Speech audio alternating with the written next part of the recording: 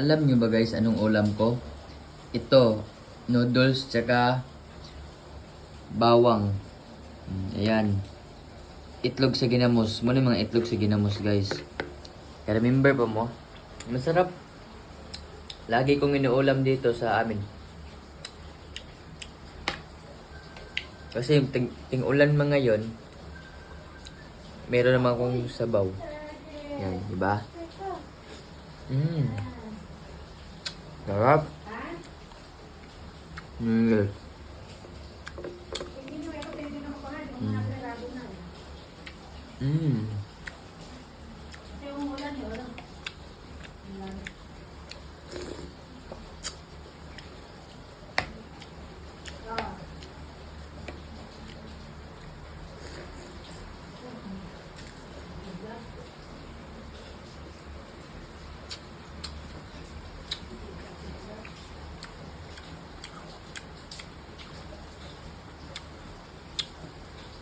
Paldo.